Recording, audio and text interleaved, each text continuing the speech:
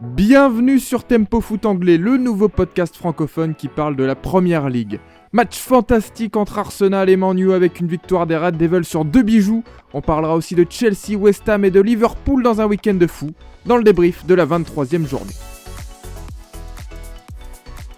Pendant la semaine, il vit aux horaires de Melbourne pour l'Open d'Australie. Le week-end, il vit aux heures de Manchester pour la Première Ligue. C'est Valentin Vallée, journaliste indépendant passé par Eurosport et ici Savoie. Salut Valentin. Salut Antoine, salut Hugo, salut à tous. Ouais, c'est des fuseaux horaires un peu différents quand même, donc ça explique peut-être des yeux qui sont un petit peu fermés. Mais voilà, mon cerveau est réveillé, donc y a pas de souci. Un peu cerné mon Val, j'espère. Tu seras en forme comme toujours pour tirer sur tout le monde. Oui, bien sûr, je serai là, y a pas de souci. Avec nous également, vous l'avez peut-être croisé en train de faire du stop sur l'autoroute belge ce week-end, et vous avez raté l'occasion pendant tout le trajet d'entendre pourquoi Leandro Trossard est l'un des meilleurs attaquants du monde à ses yeux. C'est Hugo Barthélémy, journaliste indépendant passé par le quotidien luxembourgeois L'Essentiel. Salut Hugo. Salut Antoine, salut Val. Et ouais, on parcourt tout le Benelux pour suivre les dernières courses de cyclocross. Et il y a quelques mésaventures parfois, mais bon, c'est le chemin qui compte, c'est l'arrivée qui compte, pas le chemin. Ah ouais, un pneu qui lâche sur l'autoroute, c'est jamais super. Mais bon, on est avec toi mon Hugo. On est avec toi. Content de te savoir avec nous surtout aujourd'hui. Pour ce débrief de la 23e journée de championnat. Le week-end a été pas super pour toi, je pense, parce que malheureusement, les Gunners se sont inclinés sur leur pelouse face à Manchester United 3-2 en clôture. Enfin, non, pas en clôture, parce qu'il reste un super match ce lundi soir, ne le ratez pas. Les habitués du lundi. Everton et Leeds. Mais pour le match du dimanche soir, Arsenal s'est incliné de 3-2 sur sa pelouse face à Manchester United. Un scénario exceptionnel, parce qu'on se dit qu'à 2-2 à 10 minutes de la fin, c'est réglé, voire même Arsenal peut aller chercher cette victoire. Et puis finalement, c'est Manchester United sur une superbe frappe de Matheus Cunha qui l'emporte sur le terrain de l'un de ses rivaux des dernières décennies. Val, on a eu du grand spectacle ce week-end. Ouais, ça fait plaisir parce que c'est vrai que voilà, les détracteurs de la Première Ligue disaient ouais, cette année c'est un peu moins bien, on n'a pas les chocs tiennent pas toutes leurs promesses. Bah là aujourd'hui on a été servi, enfin plutôt ce dimanche, c'était pas aujourd'hui, mais on a été servi parce qu'on a eu de tout, on a eu le scénario qui était exceptionnel. Alors bon, pas pour les fans des Gunners, mais je veux dire il y a eu des retournements de situation, il y a eu des buts exceptionnels, le but de Patrick Dorgu qui met une frappe sèche là, barre transversale rentrante, magnifique. Fantastique. Le but de Cunha aussi, fantastique. Mais ouais, franchement, il sort un peu de nulle part. Enfin, on comprend pas trop ce qui se passe. Le but de Matheus Cunha aussi, parce que dans ce genre de scénario, quand même, généralement, quand Arsenal égalise à la 84e, on se dit bon, soit ça va faire match nul, soit Arsenal est capable aussi d'en remettre un. Mais on voyait mal Manchester United marquer le but de la victoire. Et au final, ça arrive avec Matheus Cunha qui met une frappe de l'extérieur de la surface, enfin, qui est là aussi fantastique. Donc je trouve que c'était vraiment un beau match. Il y a eu de l'intensité, il y a eu quand même du jeu. Et c'est ce qui manquait aussi un petit peu à la Première Ligue quand même sur le début de la saison. Et là, on a vu un choc qui est tout en haut de la Première Ligue. Alors certes, Manchester United n'est pas dans les 3 premiers, mais franchement, ils reviennent très très bien, que ce soit dans le jeu ou même au classement où ils sont 4e provisoirement. Et ouais, ça a tenu toutes ses promesses et on s'est éclaté. Pour un dimanche de foot, on a été servi et c'est ce qui compte et c'est ce que je retiens de ce match. Mais ça reste un match, je sais pas ce que vous en pensez messieurs, mais je trouve que ça reste un match qui avec ce scénario peut largement tourner en faveur d'Arsenal comme ça a déjà été le cas cette saison. Ça tourne en faveur de Man U, mais c'est un scénario pas assez classique, mais si les deux frappes un peu de 25 mètres et 20 mètres de Dorgu et Cunha passent à côté ou au-dessus, on n'en entend plus parler et c'est ce qui se passe d'habitude. Donc c'est un scénario qui d'habitude profite à Arsenal. Moi je pensais que ça allait quand même tourner en faveur des Gunners. Je sais pas ce que vous en avez pensé, s'il y avait quelque chose de différent dans ce qu'on a vu ce week-end. Bah Manu, c'est un peu comment ils ont un peu semé le chaos et ça leur a réussi, comme tu dis, ces deux frappes magnifiques qui pour le même prix passent au-dessus. Mais là, je trouve ils avaient bien réglé la mire du côté de Manu. Et je pense que ça rentre un peu voilà dans ce style de match de Première Ligue un peu fou, avec aussi des oppositions de style. Comme tu dis, Arsenal était quand même sur des actions plus construites, c'est-à-dire que ça part de phase arrêtée, c'est dans le jeu, ça se joue dans la surface, un peu dans le désordre. On sait qu'Arsenal aime bien créer le désordre dans les défenses, dans des petits espaces, alors que bah, Man U, c'était plutôt du jeu rapide, de la contre-attaque et des frappes lointaines. Donc c'était une opposition de style. Et c'est vrai qu'à l'égalisation, on se dit que c'est plutôt Arsenal qui a les armes pour prendre le match en main. Mais parfois, il faut des gestes magiques. Et hier soir, c'était Cunha qui l'a eu, qui en plus répond tout de suite, hein. Il y a même pas, enfin voilà, je pense l'Emirates a même pas eu le temps a même pas eu le temps de pleinement chauffer, que la clim avait déjà été posée. Donc je pense que ouais, Arsenal s'est fait surprendre. Après, est-ce qu'ils se sont vraiment fait surprendre après la prestation de la semaine dernière de Manchester United? Je pense que après Man City avait déjà une première alerte sur toute la première ligue. Et là, je pense qu'après leurs deux victoires, la Ouais. contre City contre Arsenal, je pense que le message est clair. Manu est de retour. Oui, Val? Ouais, c'est clair. Bah ouais, je voulais rebondir là-dessus. C'est vrai que j'ai l'impression que enfin, le grand Manu est de retour. Enfin, on va peut-être pas trop s'emballer, Ah ouais! mais on voit quelque chose qu'on n'avait pas vu depuis quand même très longtemps. Et pourtant, les joueurs n'ont pas changé. C'est ça qui est assez fou, c'est que c'est la même équipe. Alors, on a changé quand même Si, il y a quelques Kobe joueurs, Mainoo. Il y a Kobe Mainoo, c'est ce que Qui est j'allais dire. Ça, sorti c'est de. quand même un grand changement. Ah ouais, qui est sorti de l'enfer, la Mais Kobe. je veux dire, l'ossature, elle reste la même. Je veux dire, bon, Bemo, c'était un des seuls qui était très bon, même depuis ce début de saison. Mais Et voilà, je veux avis à dire, tous les c'est détracteurs, quasi. je me permets de te couper, Val, mais avis à tous les détracteurs qui m'ont dit cet été, quand il a signé pour entre 75 et 80 millions, ouais, c'est surpayé. Alors, effectivement, c'est un montant faramineux, mais par rapport aux autres transferts qu'il y a eu en première ligue, pour moi, ça restait l'un des meilleurs coups, et la preuve. Ah oui, bah, il y a Sesco, hein, qui a été payé dans ces eaux-là aussi à Man United. On voit ce Bon, que ça donne. c'est pas le même Renaud de la rendement saison offensif, quoi. dernière. Donc, Zirkzee était pas très loin. Enfin, voilà. oui. Mais en tout cas, ouais, enfin, j'ai envie d'insister là-dessus, c'est l'état d'esprit de Man United vraiment m'impressionne et on sent que là, ils ont envie, quoi. Alors, est-ce que ça va durer? On en a déjà débattu un petit peu la semaine dernière, je sais pas, mais être capable quand même d'avoir ce caractère-là face à une équipe comme Arsenal, c'est quelque chose qu'on n'avait pas vu depuis longtemps et moi, ça me plaît beaucoup.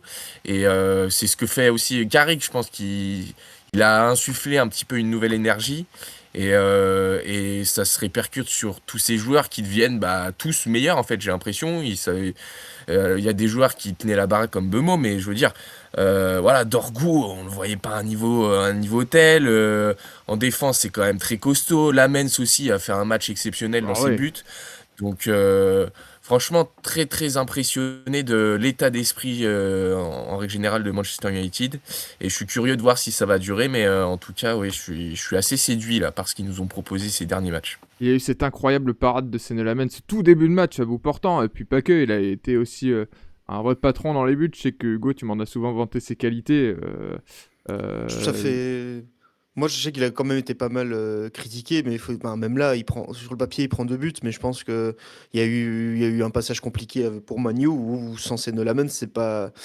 Et c'était encore pire, hein. Je pense qu'il a quand même sauvé quelques matchs. Et honnêtement, je le trouve par exemple très intéressant. C'est dans son niveau de constance par rapport à Onana qui était là avant et qui pouvait sortir des très grands matchs comme des prestations catastrophiques. Et ça, c'est un vrai problème quand on était une équipe de l'ambition de Manu, c'est-à-dire qu'on visait haut. Là, avoir un gardien qui apporte de la constance, de la régularité, je pense que c'est hyper important. Et Manu s'appuie pleinement dessus. On l'a encore vu ce week-end. Tiens, je sais que tu aimes bien les petits points statistiques, Hugo. On parlait justement de la défense d'Arsenal. C'est rare de voir Arsenal encaisser 3 buts. C'est même plus que rare. Enfin, ça n'arrive presque jamais. Arsenal a encaissé depuis le début de saison, avant ce match, environ 0,6 buts par match en moyenne. Donc là, 3 buts encaissés. Mais sur la statistique des XG, là, les expected goals, donc le nombre de buts qu'on estime qu'Arsenal va prendre en fonction des positions de frappe adverses. En moyenne, par match, Arsenal en concédait environ en 0,7. Et face à Manchester United, on a concédé 0,7. Donc il est resté dans sa moyenne. Mais à la différence près que cette fois, les frappes qui, qui étaient à 25 mètres sont rentrées, quoi. Oui, oui. Ouais, C'est ce l'inverse qu'on du a week-end dit au début, dernier. c'est qu'ils ont été, enfin voilà, Matheus Cunha ou enfin ils ont même Dorgu, ils ont marqué des buts exceptionnels. Je trouve cette stat elle met encore plus en valeur les frappes et les buts exceptionnels qu'on a vus. Mais c'est l'inverse du week-end dernier où Manu a infligé le plus gros déficit d'XG, donc ce que tu décrivais Antoine, à Man City depuis qu'il s'est mesuré en tout cas, donc quasiment depuis l'arrivée de Pep Guardiola. Donc on a vu deux matchs dans des styles différents, mais deux matchs où Manu a pris la pleine mesure de son adversaire. Oui, parce que là, Arsenal était devant dans cette statistique à 1,2, me semble-t-il. Donc, bon, ouais, encore une fois, c'est une statistique qui est assez enfin, qui vraiment... D'habitude, les statistiques, ce sont quand même des faits, c'est quand même assez, en tout cas, scientifique, exact. Là, les XG, on Ça en n'a est... jamais vraiment compris comment ça se calculait. Bah, c'est toujours un peu nébuleux. Ça reste quand même un indicateur, dans le sens où là, avec 0,7 XG marqué 3 buts, on comprend quand même que... Enfin, on le voit par rapport au scénario, que ce sont des buts assez, pas inespérés, mais plutôt rares, des frappes lointaines ou voilà, une mauvaise relance. Ceci étant, on comprend pas vraiment comment c'est calculé. Et bon, je tenais quand même à le souligner. Et ça représentait aussi ce scénario du match. Hugo, je voulais revenir avec toi aussi sur la dynamique des Gunners parce que Arsenal, ces dernières semaines, n'a pas vraiment profité des faux pas de ses concurrents au titre et notamment de son concurrent principal, Manchester City. Et là, les Gunners qui perdent des points.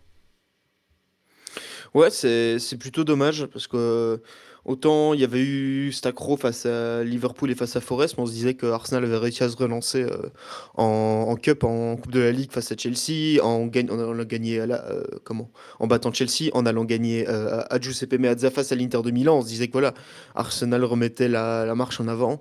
En plus, depuis le début de saison, dans ces matchs à haute intensité face à des grosses équipes, généralement Arsenal arrivait à se transcender et où il pouvait avoir un jeu un peu ennuyant, un peu stérile face aux petites équipes. Généralement, face aux gros, ils se transcendaient. Bon, ils mettent quand même 2 buts. Enfin voilà, si on a vu un beau match dimanche soir, c'est parce qu'il y avait deux belles équipes sur le terrain. Mais cette fois-ci, la pièce tombe du mauvais côté. Et oui, ils profitent pas de la mauvaise dynamique de Man City qui s'est relancé contre les Wolves. Bon, on voyait, même si les Wolves c'était sur une bonne série, on les voyait quand même mal battre Man City. Faut être honnête, mais oui, il va falloir remettre la marche en avant pour Arsenal. Là, je regarde le programme, ce sera Leeds, Highland Road, donc attention Ouais. quand même, le prochain match. Et puis ce sera Sunderland, Brentford. Il y a des matchs pour se relancer, mais attention quand même. Attention quand même. Et mine de rien, bon, on se régale toujours. Je pense que les affiches comme celle-ci, alors toujours, non, tu vas me dire en début de saison, c'était moins glorieux, Non, ouais. mais c'est quand même une affiche, un Manchester-Arsenal, un Arsenal-Manchester, peu importe dans quel ordre c'est pris. C'est rarement une affiche décevante. Oui, je pense que les grandes années entre Ferguson et Wenger ont forgé un peu cette rivalité parce que voilà, c'était les deux entraîneurs emblématiques de la Première Ligue qui s'affrontaient 2 fois par saison, voire plus s'il y avait un affrontement en Cup. Et comme souvent, voilà, comme tu dis, les deux équipes ont répondu présent pour livrer un grand match. Parce que même les années où, que ce soit Arsenal, soit de Man U, où ils étaient dans le dur, bah, quand on se retrouve face aux Mancuniens ou face aux Gunners, bah, on se transcende parce que c'est un match important, que ce soit pour les supporters, pour les clubs. Et là, on l'a encore vu, pour les deux équipes, c'était très important d'aller chercher la victoire. Et ça nous a offert du grand spectacle. Manchester United qui passe donc 4ème avec 38 points en Première Ligue. Entrée dans le top 4, hein, qualificatif pour la Ligue des Champions. Alors, on est encore loin de la fin de saison, mais entrée dans le top 4 pour les Red Devils au détriment de Liverpool. Défait là aussi après un scénario dingue à Bournemouth. Tiens d'ailleurs, je pensais à ça, on parlera un petit peu de Bournemouth après, mais c'est le deuxième match quasiment de suite que les Cherries gagnent ainsi, parce que quand ils étaient allés s'imposer contre Tottenham au Vitality Stadium, c'était Semenyo, qui était encore à Bournemouth, qui avait délivré son équipe à la 95e minute, 3-2. Et là, contre Liverpool ce week-end, c'est Amin Adli à la 95e minute qui marque le but du 3-2 pour la victoire des Cherries. Du côté des Reds, on peut se mordre les doigts, encore une fois, encore des points perdus, et encore la défense qui fait défaut pour toi, Val. Bah ouais, c'est un peu toutes les semaines la même musique, mais Ça on allait n'en mieux à un sort pas, moment. j'ai l'impression, du côté des Reds. Ouais, fallait le dire vite, mais en tout cas, bah là, c'est clairement la défense qui a pris l'eau. Déjà en 5 minutes, où Van Dijk, c'est souvent lui quand même cette saison. En tout cas, il est vraiment pas rassurant. Qui pense laisser filer un ballon en corner, en sortie de but, tranquillement. Mais en fait, il est trop facile, quoi. Enfin, il est trop nonchalant. Et puis Alex Scott, il récupère, il centre. Joe Gomez et Alisson qui se percutent, qui se télescopent. Et premier but d'Evan Nilsson, donc déjà on se dit c'est quand même gag. Et puis le gag il continue en plus, c'est ça le pire, c'est Ah, que parce qu'en plus, il ose Joe accuser ses Gomez, coéquipiers en plus. ouais, oui, oui, Quand on oui, regarde sur l'action, il dit à Joe Gomez et Alisson, mais qu'est-ce que vous faites? Il dit, ouais, mais bon, voilà. ouais, c'est ça. Déjà il accuse ses coéquipiers Van Dijk, et puis sur cette même action, Joe Gomez se blesse, sauf qu'il ne le dit pas tout de suite. Et qu'à bout d'un moment, bah, il est trop mal, donc il sort du terrain. Sauf que du coup, Liverpool est à 10 contre 11. Et Liverpool encaisse le deuxième but sur une erreur défensive, encore une fois, de Kerkez. Donc, 2 buts en 5 minutes. Et puis bah, là, le match, il n'est plus du tout le même. Alors certes, ils auraient pu complètement couler et revenir, enfin, couler complètement. Ils sont quand même revenus à 2-2. Par un coup franc encore magique de Soboslai, quand même, qui est le Après, seul celui joueur contre qui tient la l'OM. baraque dans cette équipe. Ouais, il en a déjà mis un beau contre l'OM. Là, il leur met un beau avec une petite combinaison avec Salah. Mais voilà, et puis ce dernier but, comme tu l'as dit, de Amin Adli, mais on sent sur corner, mais enfin, on sentait Longue Liverpool touche. prendre l'eau et. Ah oui, sur une touche longue, peut-être, ouais, c'est vrai, merci. Merci Hugo de la précision. Mais en tout cas, on sentait qu'ils se sont fait complètement. Enfin, ils ont pris le bouillon et il y avait la défense était plus du tout solide et voilà quoi, c'est les mêmes mots à chaque fois, les mêmes problèmes quoi. Fallait me dire que pour te réveiller, il fallait te parler de Liverpool, voilà. D'un coup là. Non mais d'un coup il a pris le micro, il a dit attends. Moi je vais régler le compte de cette défense des Reds. Non mais c'est vrai que chaque semaine on dit la même chose. Bon, j'aime bien quand on ne parle pas d'Ibrahima Konaté, parce que mine de rien on est bien offensé en première ligue. Alors Mais... pour Oui. pour Konaté quand même, on Ah. peut rajouter un petit mot, c'est qu'il est endeuillé cette semaine. Donc voilà, c'est pour ça qu'il participait pas à ce match. Mais voilà, bon, Et on il va est... éviter Ouais. de le blâmer quand même cette semaine. C'est vrai que J'ai bon, cru même qu'on quand allait il tirer était sur là, des l'ambulance, j'ai eu fois très c'était peur. pas plus solide, mais Autant voilà. pour moi. Et mine de rien, bon, on voit qu'à peu importe le système défensif qui est utilisé du côté des Reds, on s'en sort pas. Et ça ne va pas se... On a des nouvelles de Joe Gomez d'ailleurs, parce que ça peut peut-être s'empirer encore J'en ai, si Joe Gomez se j'en- blesse, parce que je vous rappelle qu'il y a peu de renforts dans cette équipe de Liverpool, avec déjà la blessure de Giovanni Leoni, avec donc l'absence d'Ibrahima Konaté Il sera fit pour Karabag, donc mardi pour ou la Ligue des mercredi, Champions, ouais. Donc, d'après Arne bon, Slot. c'est une... et juste pour Oui. Pour fermer la parenthèse, quand même, la défense de Liverpool, si Joe Gomez, bon, ça a l'air d'aller, mais on peut quand même regretter de ne pas avoir réussi à faire venir Marguerite, quand même, qui est allé du côté de City. Ouais, qui semblait Bon, être c'est une sur le priorité genre de depuis match des face à mois. Bournemouth, on a vu qu'un défenseur solide comme Gueye aurait pas été de trop. C'était l'une des priorités de cet été pour Liverpool. Marc Guéhi, finalement parti à Manchester City. Ça ne bouge pas sur ce mercato pour Liverpool. C'est dommageable, Hugo. Ouais, c'est dommageable, parce que Léoni, on a vérifié, normalement, on ne devrait pas le voir cette saison. Le jeune Italien qui était arrivé cet été, justement. Et ouais, c'est vrai que Marc Guéhi, on voulait déjà aller le chercher cet été. Ça s'était pas fait parce que Crystal Palace n'avait pas le temps d'engager un remplaçant. Visiblement, ça les dérange pas quand c'est à l'hiver, de pas avoir de remplaçant derrière pour vendre leurs joueurs. Mais là, oui, c'est dommage parce qu'on a l'impression que du coup, ça semblait être l'évidence quand on était dans le mois de décembre. On se dit, ok, c'est maintenant, il faut aller chercher Marc Guéhi. On sentait que Marc Guéhi était sur le départ. Et on se fait doubler, voilà, je pense que sur le dossier Semenyo, on s'est fait doubler aussi. Sachant que on va en reparler, mais je pense Mo Salah, c'est plus le même Mo Salah, donc avoir une autre option à droite, ça ferait du bien. Donc ouais, c'est étonnant que Liverpool se fasse doubler sur tous les dossiers. Après, il faut aussi voir quel budget a Liverpool. Ils ont mis beaucoup d'argent sur la table cet été. Qu'est-ce qu'ils peuvent se permettre d'encore mettre sur la table face à Man City qui, en plus, ont visiblement les meilleurs négociateurs du monde puisqu'ils arrivent à acheter tout le monde pour pas cher. Donc, donc, Il donc récupère avant les ouais, fins de contrat. Oui, oui, mais c'est vrai que c'est étonnant quand on se dit qu'on est c'est la première ou la deuxième puissance financière de la première ligue, peut-être derrière Newcastle, et qu'on est capable et qu'on se préoccupe à chaque fois d'aller chercher les joueurs à pas cher. C'est vrai que ça peut paraître étonnant, mais oui, Liverpool s'est fait doubler sur tous les dossiers. Et là, ouais, on est le 26 janvier, ça commence à chauffer.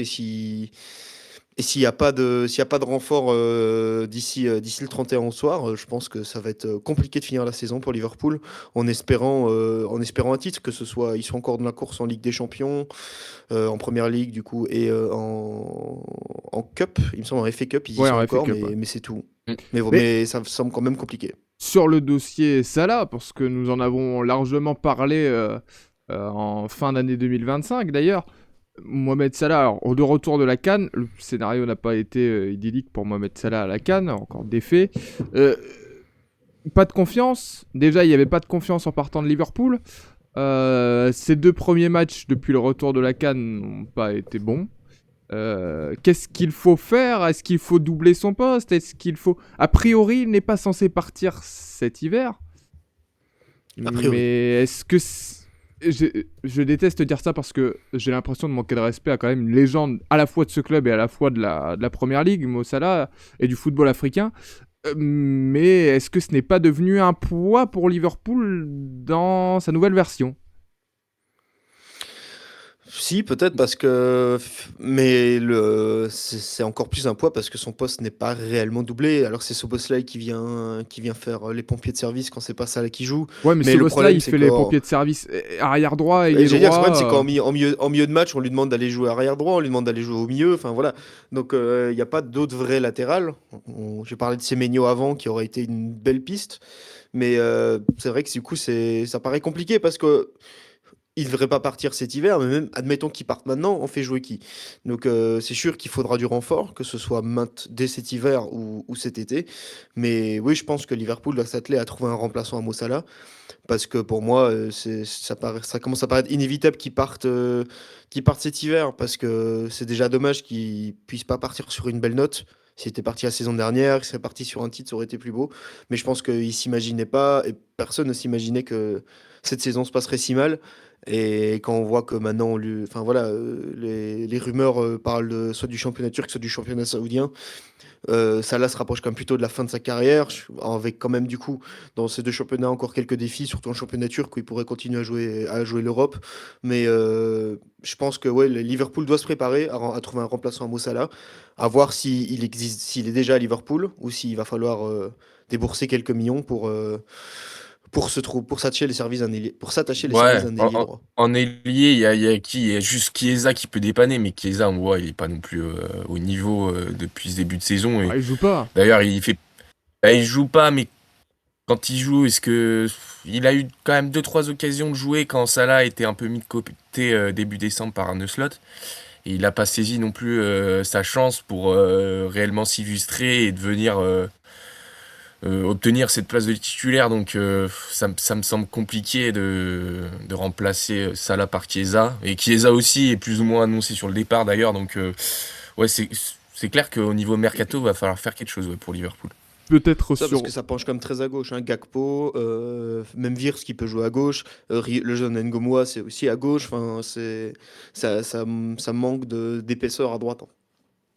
Ouais, et Kitiki aussi qui se décale de temps en temps sur le côté gauche, enfin, qu'on voit Mhm. moins prendre le côté droit, même si c'est plus un profil d'axe Qui n'avait évidemment. pas débuté le match d'ailleurs, ce qui était étonnant, je trouve. Ouais, et on voit encore une fois, alors, bon, on va pas toujours remettre, mais on voit que quand on ne fait pas confiance à Ekitike en début de match, bon, il y a pas de victoire au bout, alors c'est peut-être, on va pas toujours remettre sur Ekitike, enfin voilà, sur le choix de ne pas faire jouer Ekitike, le fait de perdre des matchs, mais il est rentré à l'heure de jeu seulement, Hugo Ekitike, et c'est aussi le moment où ça s'est un peu débloqué pour Liverpool, même si au final il y a cette défaite. Ça pourrait bouger aussi peut-être sur le banc, en tout cas ça fait longtemps qu'on parle de la place d'Arne Slot, peut-être contestée.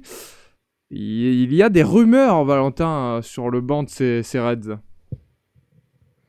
Ah oui, oui, il y a des rumeurs. On parle notamment de Xavi Alonso qui maintenant est libre et se verrait bien. Enfin, en tout cas, voilà, c'est clair qu'une association entre Xavi Alonso et Liverpool, ça a de la gueule sur le papier, on va Bah, pas se mentir. Donc, et surtout, ancien joueur, 5 saisons à Liverpool, Xabi ancien Alonso. joueur, bien sûr, ancien joueur, il connaît bien la maison, il y a brillé. Et puis, c'est vrai que même dans l'absolu, sa vision de jeu et d'entraîneur pourrait bien coller aussi à Liverpool, je trouve, et pourrait amener cette vision que n'a pas Arne Slot, ou en tout cas, on a du mal à la voir. Donc, il y a cette rumeur-là. Alors, ça serait plutôt pour cet été. On partirait plus sur voilà, Arne Slot qui finirait quand même cette saison et Xavi Alonso qui prendrait la relève dès cet été.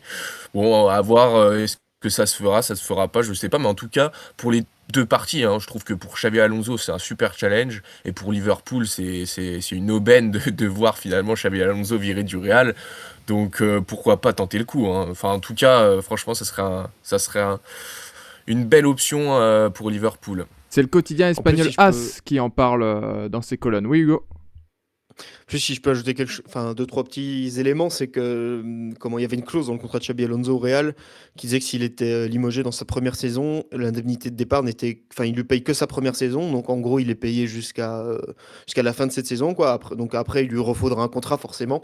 C'est pas que maintenant il sera payé pendant 3 ans par le Real et qu'il a reçu des millions et des millions. Il n'avait pas un contrat à la José Mourinho, mais et en plus, bah, il a déjà quelques-uns de ses protégés dans l'équipe, hein. Wirtz, Frimpong, qui Il le connaît bien. connaissait du côté de Leverkusen. Et on sait qu'il était extrêmement respecté au Bayern par ses joueurs qui avaient beaucoup d'admiration pour lui. Quelque chose qui s'est pas forcément ressenti du côté de Madrid. Mais ouais, s'il peut revenir réinstaller sa patte à Liverpool, quand même rappeler avec Leverkusen, il n'est pas passé loin de faire une saison totalement invincible en faisant signer un triplé Bundesliga, Coupe d'Allemagne et Europa League. Et sa seule défaite étant en finale d'Europa League face à un Ademola Lookman qui avait sorti le match de sa vie. Donc franchement, c'est non négligeable ce que Xabi Alonso a fait avant. Et je pense que quand on voit le désarroi qu'il y avait autour du Real quand son départ a été annoncé, on a vu beaucoup d'observateurs s'inquiéter de ce départ. Je pense que ça montre que c'est un entraîneur qui a clairement un bel avenir devant lui et Liverpool aurait tort de profiter de l'occasion de le ramener à la maison. Attention à la gestion des égos quand même, parce qu'au Real, on avait l'impression que parfois c'était compliqué de gérer les gros égos. Alors ce ne sont pas les mêmes à Liverpool, mais Et c'est une ultra échelle quand même concurrentiel. un peu différente. C'est quand même ultra concurrentiel. Là maintenant, par exemple, le derby, qu'est-ce que je raconte? Le duel Isaac et Kitike à distance devant, ça peut quand même Pour l'instant, nourrir. il se pose pas parce que de toute façon, Isaac, Ouais, mais il se posera un jour. il se posera un Il jour se peut-être. reposera. Après, d'ici là, est-ce que bon, oui, je suis moins inquiet parce qu'au Real, il y a aussi tout cet aspect institution qui est aussi très importante. Alors, qui est importante aussi à Liverpool, hein. L'institution, c'est aussi quand même quelque chose de primordial. Mais Xabi Alonso, en fait, je pense que Liverpool est capable de mettre l'ego un peu du club de côté pour se mettre pleinement dans le projet de Xabi Alonso et dans le projet de jeu et dans la vision qu'il a pour cette équipe-là, que le Real n'était pas capable de tout changer pour la vision de Xabi Alonso. Donc je pense que Bah, c'est ce qui cette différence quand même là. Bon après je sais pas, je suis pas dans les petits papiers, mais c'est ce que je peux ressentir de l'extérieur en tout cas. Tu veux dire que Bah, tu c'est n'es ce qu'il pas avait le fait pour prochain sur Jürgen le banc de Klopp, hein. Liverpool?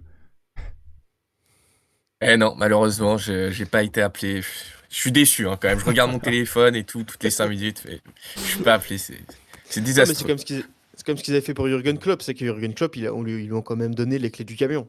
Et il y a eu des hauts, il y a eu des bas, mais au final, il y a eu il y a eu une Ligue des Champions et et un titre de champion. Donc et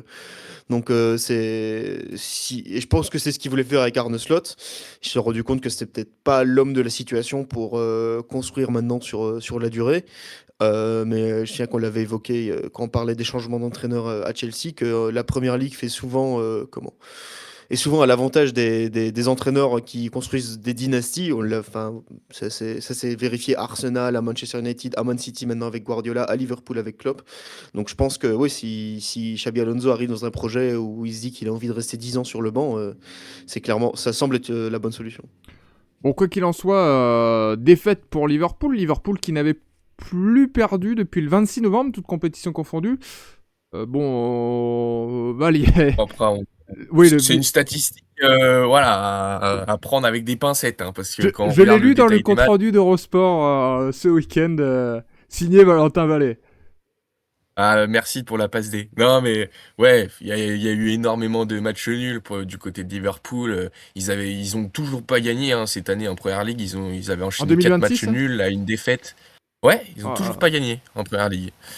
Donc bon, on arrive fin janvier quand même, quoi. Donc bon, il serait temps de remettre la marche en avant. Donc bon, cette stat, oui, oui, elle est quand même parlante, mais il y avait énormément de matchs nuls contre aussi des petites équipes. Donc bon, c'est à tempérer, on va dire.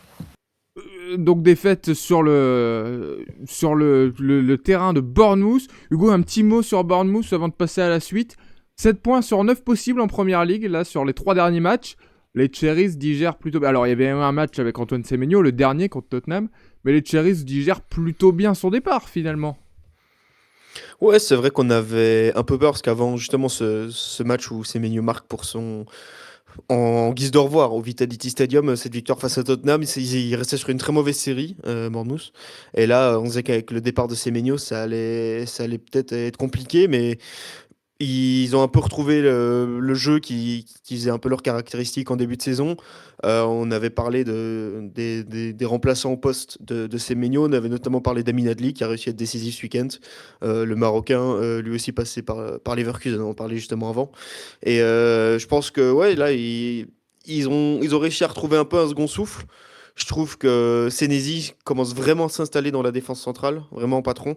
Il faudra lui trouver un compère, parce que c'était comme la paire Royston-Zabarni qui faisait très bien le travail la saison dernière. Est-ce que Diakité peut élever son niveau de jeu à Il ce qu'on doit. avait vu notamment en Ligue des Champions avec le LOSC, pour vraiment faire une saison complète de Première Ligue, peut-être la saison prochaine, voilà, aux côtés de Senesi de très haut niveau, ou est-ce que ça va passer par un autre joueur? On verra ça à l'avenir, mais je pense que ouais, Senesi commence à devenir une certitude en défense centrale et ça rassure un peu toute l'équipe. Bournemouth qui remonte à la 13e place de Première League. Liverpool qui descend à la 6e place parce que Manchester United est passé devant. Mais aussi Chelsea. Chelsea qui s'est imposé sur la pelouse de Crystal Palace ce week-end. 3-1.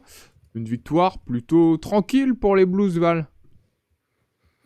Ouais, tranquille, c'est sûr que ils ont pas été bien inquiétés par Crystal Palace, même si la première mi-temps était un petit peu, était quand même équilibrée.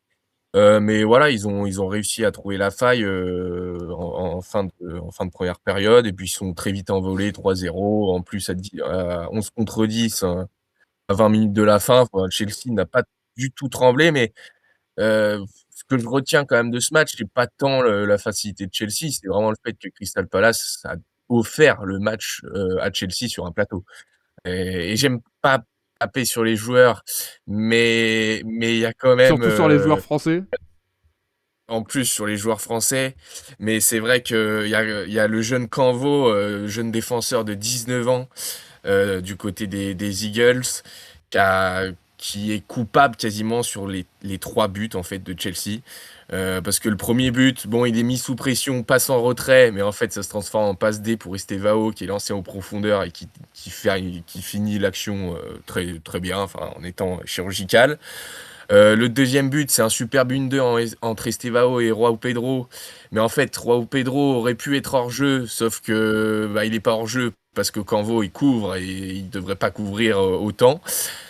Et puis le troisième but, bon, c'est une main qui est un peu Malchanceux. litigieuse. Voilà, c'est une main qui est sifflée, un penalty qui est sifflé. Bon, la main de Canvo, elle est collée au corps, il peut pas trop se dégager.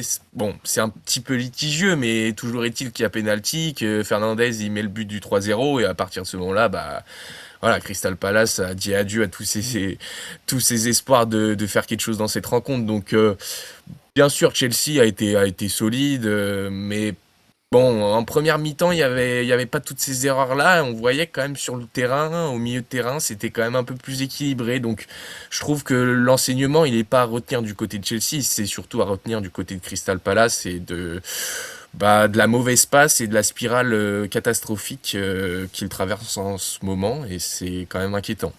Pour rebondir rapidement sur JD Cambo, c'est vrai que c'était sa 3e titularisation en Première Ligue, il me semble. Il avait montré de très bonnes choses jusqu'à maintenant, et il en faut des matchs comme ça, comme celui-là, malheureusement, où rien ne va. Mais ça fait partie d'un début de carrière en Première Ligue. Et nul doute qu'il il saura retrouver sa place à Crystal Palace et des jours meilleurs. Du côté de Chelsea, bon, c'est important quand même, une victoire comme celle-ci. Vous avez été tranquille, vous encaissez un but à la 88e à 11 contre 10, c'est dommage pour le clean sheet, mais c'est important quand même pour se mettre en confiance pour et les Blues et leur nouvel entraîneur, Liam Rosenior, puisque l'adaptation se passe plutôt bien, Hugo. Ouais, là, il reste sur 3 victoires. Il y avait eu ce premier match contre Charlton en Cup assez facile. Il y avait cette défaite face à Arsenal en demi-finale de Cup à domicile. Ça, c'est un peu dommage, mais voilà, on sentait qu'il cherchait encore un peu. Et en plus, le score est assez flatteur pour Chelsea s'il n'y avait pas eu ces deux belles reprises de volée de Garnacho. Mais ouais, derrière, il a enchaîné 3 victoires. Brentford, Paphos, Crystal Palace. Ça reste à mettre en perspective, c'est pas des victoires grandiloquentes contre des grands adversaires, c'est 2-0 contre Brentford, 1-0 contre Paphos. Là, 3-1, il y a un peu plus de buts, mais comme l'a dit Val, Crystal Palace, c'est plus sabordé qu'autre chose. Donc, on attend encore le premier vrai test, j'ai envie de dire, pour Rosenior, parce que, comme je disais, Arsenal, c'était seulement son 2e match. On va voir, il va y avoir le retour dans pas très longtemps. Là, il va y avoir le Napoli en Ligue des Champions. Donc, ça va être les premiers. On a envie de dire que c'est les premiers vrais tests pour Liam Rosenior. Et il va falloir montrer que, notamment dans les prochaines semaines aussi, face à des gros adversaires, ils peuvent aussi le faire parce que c'est là qu'il va prouver sa classe. On sait qu'il est encore décrié. C'est pas un entraîneur qui a fait ses preuves au plus haut niveau, Liam Rosenior. Et c'est dans ce genre de match-là qu'il va devoir montrer que c'est pas une usurpation d'être à ce poste pour lui. L'ancien entraîneur strasbourgeois qui a souligné après ce match, évidemment, le côté chirurgical de Chelsea, qui a capitalisé sur quasiment toutes ses grosses actions pour aller marquer ses 3 buts. Moi, Et j'aime puis il bien. a Tu fais un été petit jeu de bien mots ou pas? inspiré aussi par de titulariser quand même Estevao sur le côté droit, qui a été quand même le gros bonhomme de ce match côté des Blues. Et Ça voilà, marche bien, c'est vrai qu'Estevao, l'association avec Pedro, Joao Pedro. bah ouais, là, et ça, franchement, la connexion entre les deux Brésiliens était quand même assez exceptionnelle. Et le 1-2 sur le but de Joao Pedro sur le deuxième était quand même assez exceptionnel. Et puis, ouais, c'est vrai qu'Estevao, quand il a un peu d'espace, sa vitesse, ses appuis, et puis même la finition, franchement, c'est un joueur quand même assez exceptionnel. Mais sur les derniers matchs, il n'était pas tout le temps positionné à droite, ou il n'était pas tout le temps titulaire. Donc c'est vrai que ça faisait quelques semaines quand même qu'on l'avait pas vu à ce niveau, depuis son match contre le Barça, où il s'était vraiment illustré aux yeux du monde entier. Mais là, ça fait plaisir, et puis c'était un joli coup quand même de Rosenior, donc faut le souligner. On a raté un jeu de mots de Hugo, je crois. Non? Ah non, je disais juste si comment tu parlais de son débrief d'après-match et je demandais s'il avait fait un jeu de mots parce que c'est bon, si vous avez peut-être vu quand il parle de manager que c'est un homme qui devient âgé, enfin voilà ce genre de choses et Non, qui ouais. font rire un peu tout le monde. Et écoute, là, c'était très sérieux. Et écoute, nous, on est dans l'analyse très sérieuse. On ne plaisante pas avec les analyses de match. Avec les... jamais de la vie. Le football, c'est très sérieux. Prenons ça. Est-ce qu'il a changé? Ah ben non, non, évidemment. Évidemment, on aime bien apporter un peu de soir dans ce football. Et on aime bien aussi les entraîneurs qui sont plus relâches. Moi, j'aime bien les entraîneurs qui sont plus relâches. Je dis ça, Everton est entraîné par David Moyes, mais bon, j'aime bien les entraîneurs qui sont plus détentes, Ouais, plus... Ça me ça, porte une ça nouvelle... plaît pas forcément à la presse anglaise, hein. Il le compare à un C'est bien, petit mais c'est entraîneur bien. LinkedIn. Mais c'est très Ouais, c'est bien. sûr, il Ça casse les codes, bouscule hein. les lignes. Mais exactement. Et je pense que... alors, on n'a rien vu encore vraiment... Voilà, l'adaptation se passe bien, mais effectivement, on n'a pas encore vu de grotesque, comme le disait Hugo, mais j'espère que ça va bien fonctionner, parce que j'aime bien quand ça bouge les lignes comme ça. Et puis bon, il a quand même passé de joueur de Première Ligue et de Championship derrière lui. Je vois pas pourquoi on devrait lui cracher dessus comme ça. Il connaît quand même les rouages, mais bon. Enfin bon, c'est la presse anglaise, vous savez, n'est pas toujours tendre. N'est pas toujours tendre. Tiens, Valentin, je reste avec toi pour parler de Crystal Palace quand même un petit peu et de l'un de tes l'un de tes chouchous de la première ligue. Voilà, t'as rengaine, j'ai envie de dire, sur Jean-Philippe Mateta, parce que on parlait de Crystal Palace dans le dernier épisode qui s'enfonçait un peu dans la crise. On en a parlé dans l'épisode précédent, mais nouvelle mise à jour avec le potentiel départ de Jean-Philippe Mateta qui a annoncé vouloir quitter le club. Ouais, alors c'est pas encore fait, mais c'est sûr que bon, quand vous avez un joueur comme ça qui exprime clairement qu'il aimerait quitter le club, bon, il n'y a pas trop d'intérêt à le garder, hein, on va pas se le cacher, parce que là, sur ce match-là, Mateta, bah, il n'était pas inspiré, très Une clairement. occasion au début de match. Ouais, Qu'on tout début, dans les 10 premières minutes, Ouais. mais en fait, c'est une occasion. Enfin, il y a un super pressing de Crystal Palace en début de match. Il récupère un ballon très haut, il est tout seul face à Sanchez, mais en fait, mais ça frappe plein axe, quoi. Donc, c'est pas possible. Parce que là, très clairement, il loupe une occasion, mais là, je pense qu'il y avait un expected goals, hein, cette occasion-là. Ça devait rentrer, c'était sûr, hein. Non, On pas en toi, parlait tout à Valentin, l'heure, pas mais- toi sur les expected goals, s'il te plaît. Ah bah oui, non mais là, non mais enfin, je veux dire, cette occasion-là, il a pas le droit de Surtout la pour mettre lui. plein axe. Et je veux dire, voilà, et puis je veux dire, si ça fait 1-0, bon bah on va pas vous faire les grands analystes, hein, mais ça aurait pas été le même match à 1-0. Donc forcément, Mateta, c'est quand même très compliqué. Après, le problème, c'est, voilà, plus globalement, s'il part, bon bah très bien, il part, mais Crystal Palace va falloir quand même recruter du monde. Parce que franchement, c'était aussi l'une des critiques d'Oliver Glasner qui disait que voilà, on n'a plus de gars disponibles, on a que 13 joueurs qui sont bons et les autres, en gros, les jeunes, ils tiennent pas du tout le rang, ils tiennent pas le choc. Et ben, si vous avez plus Mateta, certes, il y a Sarr qui est revenu de Mais il est tout seul, quoi. de la CAN, mais qui est tout seul, et je veux dire, c'est pas possible. Et sur ce match-là en particulier, ça a été vraiment criant que Glasner avait plus d'options, quoi. Il était obligé d'aligner ces joueurs-là, que ça fonctionnait pas, mais de toute façon, bah, qu'est-ce qu'il pouvait faire de mieux? Pas grand-chose. Donc, c'est quand même très inquiétant pour les Eagles. Je suis quand même inquiet, ouais. Attention parce que la zone rouge se rapproche pour Crystal Palace. Il n'y a plus que 8 points d'écart entre les Eagles et le premier relégable, West Ham, qui s'est imposé encore avec la manière sur sa pelouse face à Sunderland ce week-end. 3-1. C'était le premier match du week-end. Alors qu'on a Avalanche, le chien d'Hugo, qui est en train de manifester sa joie pour les Hammers. Je ne savais pas qu'il était londonien, ton chien, Hugo. Non, toi, il est plutôt de la montagne normalement, mais voilà. Ah bah, les fameuses montagnes de Londres, tu ne les connais pas, enfin. Les gratte-ciel à la limite, mais. Ah ouais, bah... ouais. 3 victoires consécutives, toutes compétitions confondues, pour les Hammers qui sortent un peu de la tête de l'eau, Hugo. Ouais, clairement, ça fera du bien aux Hammers. Je pense qu'il y a quelques semaines, on voulait déjà la tête de Nuno Espirito Santo, qui aurait fait son 4e club de la saison. Voilà.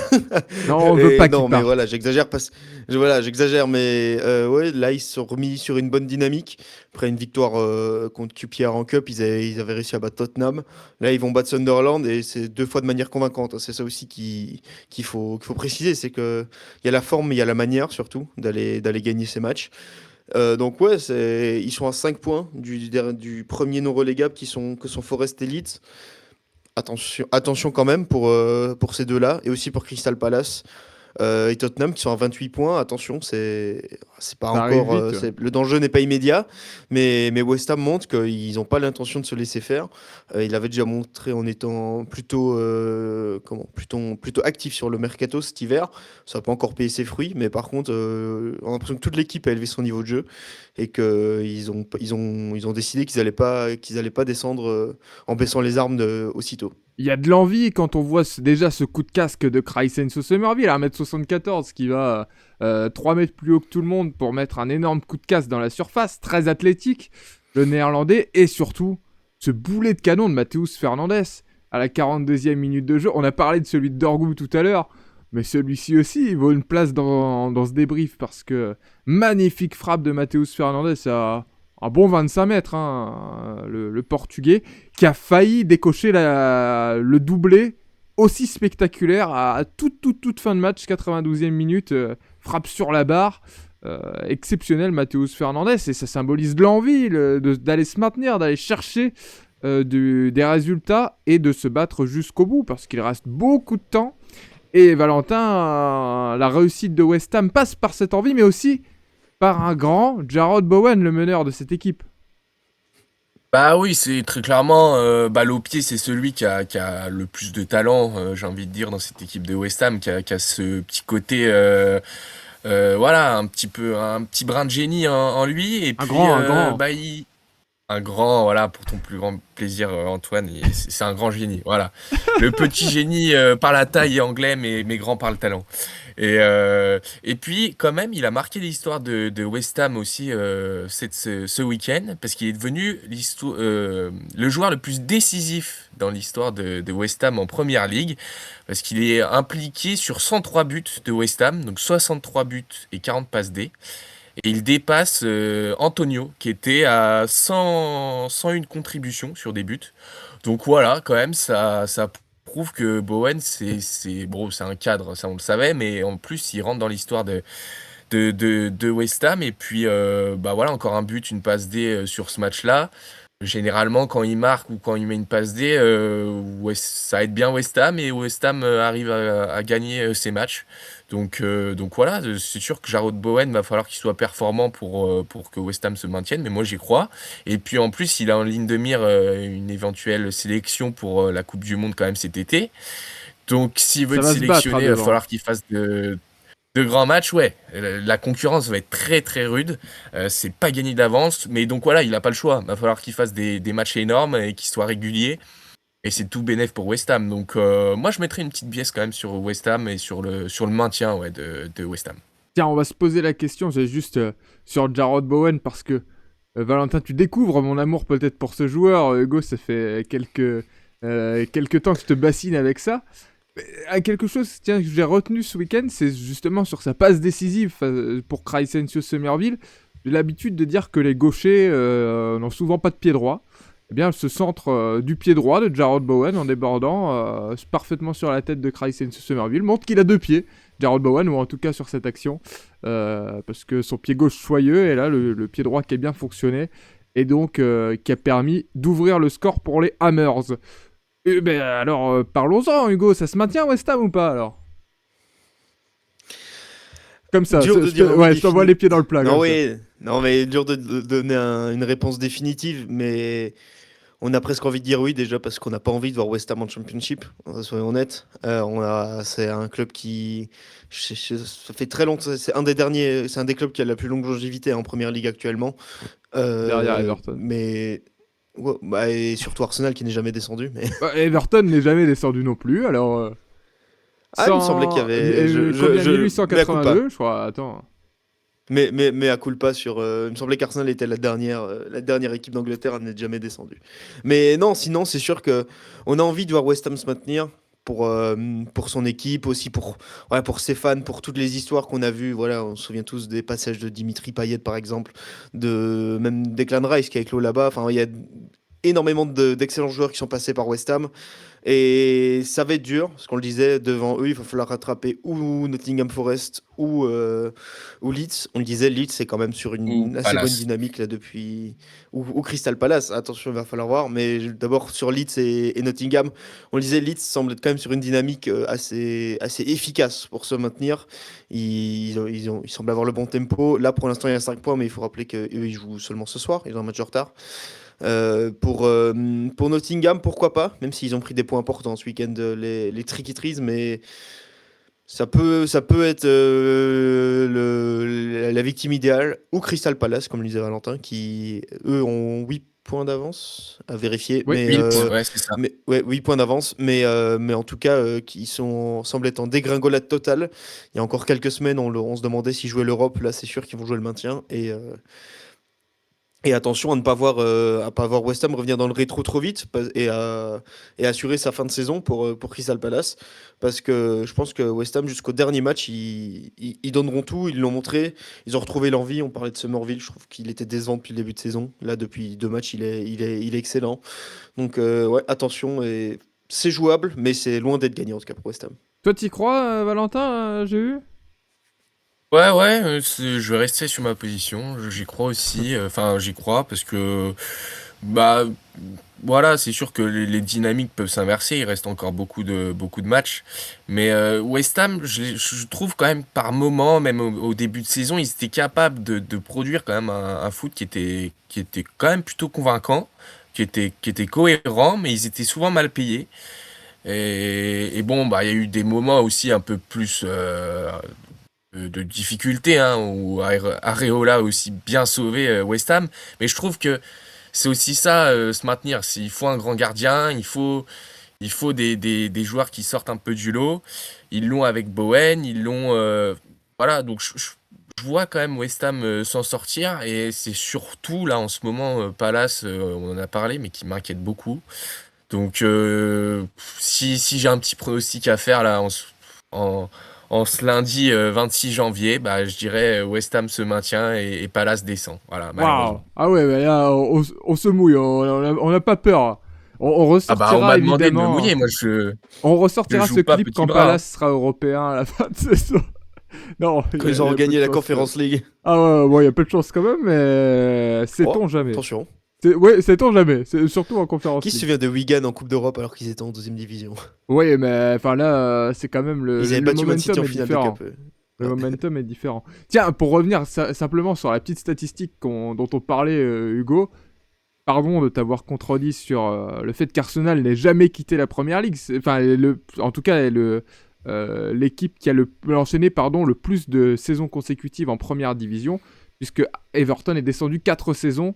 Everton est l'équipe avec le plus de Aïe, aïe, saisons aïe. en première division, Ouais. 123. Arsenal arrivait plus tard, mais Voilà, n'est jamais descendu, exactement. c'est ça. Et Arsenal en est à 109, mais avec le plus de saisons consécutives. Voilà pour le petit point histoire. Je sais Magnifique. que... Vous avez tous les deux raison. Moi, je pense que faut. Ah bah, Arsenal et Everton liés dans la Ça, c'est la grandeur. diplomatie. Je sais pas où t'es, Antoine, mais. Non, de l'autre côté. Attends, vas-y, en haut, comme ça, là. En haut. Ouais, oh là là, c'est catastrophique. Pour ceux qui Ceux regardent le qui podcast regardent le vidéo, podcast, hein, bien sûr. qui sont encore là Spotify ou après YouTube. 51 minutes, et là, je pense que vous ne regrettez pas d'être resté jusque-là. Une petite image de week-end avant de passer au point transfert et de conclure ce débrief. C'est avec ton poulain Granit Xhaka, Valentin. Et ouais, parce qu'il n'a pas joué ce week-end face à West Ham, bon, ce qui explique aussi peut-être en partie la défaite de Sunderland. C'est vrai qu'il est quand même, c'est un élément majeur dans l'effectif de Sunderland. Et voilà, du coup, il était en tribune quand même. Et puis bon, à la fin du match, il n'a pas pu s'empêcher de se chauffer un petit peu avec les supporters. Voilà, on sait que Granit Xhaka, il a un peu le sang chaud, même s'il est suisse. Et voilà, il y a des images rigolotes. Je vous Attention, invite à aller les voir. mais qu'est-ce que c'est que ces clichés oh. Ouais, c'est vrai, c'est vrai. Heureusement qu'il n'y a pas beaucoup de gens qui nous écoutent à cette heure-ci pour ressortir cet extrait. Sinon, je suis mort. Mais voilà, en tout cas, je vous invite à aller voir l'extrait vidéo où Granit Xhaka s'en prend quand même. Bah, super. En vient aux mains, hein, limite, avec les supporters de West Tu Ham. fais la donc c'est- promotion de la bagarre, génial. Alors, tu craches sur les Suisses, tu fais la promotion de la bagarre et il est temps de repartir te coucher, Valentin. Et je sais que t'es un fan de MMA, donc voilà, j'essaie Ouais, d'apporter eh, un petit peu de... Ouais, mais voilà. Oui, mais- Tout le monde fait le parallèle entre la bagarre de rue et le MMA. Moi, c'est tout. J'arrête ce parallèle. Il n'y a pas de parallèle à Non. faire. La différence, c'est qu'en MMA, les personnes de Liverpool ne se font pas mettre KO, alors qu'en foot, si. Oh et c'est comme Oula. ça qu'on va terminer ce débrief. Arrête parce que Valentin, il est encore mauvaise que Paddy Pimblet est perdu ce week-end. Mais bon, Ouais, je suis triste. revenons au football parce que là, nous nous perdons. Messieurs, on va conclure quand même cet épisode par un petit point transfert, Hugo. C'est devenu notre routine en ce mois de janvier. Ouais, 2 prolongations importantes, hein, ailleurs à Brentford et Garner à Everton. Je pense qu'Antoine, tu es très content de la prolongation de James Garner. Jusque 2030, hein, en plus, ossature ouais, c'est solide ça. avec 2 internationaux anglais, Gerard Braunthwaite et James Garner. Ouais. Et pour les transferts, bah, je pense que vous êtes nombreux à en avoir déjà entendu parler parce qu'il a déjà fait des étincelles. C'est le prêt d'Ethan Nwaneri à Marseille, hein, depuis Arsenal, qui était un peu en panne de temps de jeu cette saison, notamment avec l'arrivée d'Eze, et qui là va aller terminer la saison à Marseille. Ça lui fera sûrement du bien d'un point de vue temps de jeu et ça sera sûrement au bénéfice d'Arsenal aussi, hein, qui récupérera un joueur en pleine forme. L'arrivée d'Alexander Tots, le Hongrois, à Bournemouth, un milieu de terrain hongrois, hein, qui vient du Ferencváros. À voir, on parlait justement de certains départs à Bournemouth. Là, il se renforce, à voir à quel point il sera intéressant. Il a déjà joué ses 5 premières minutes, hein, ce week-end, donc ça Contre va assez Liverpool, qui est vite. présent. Ouais, c'est ça.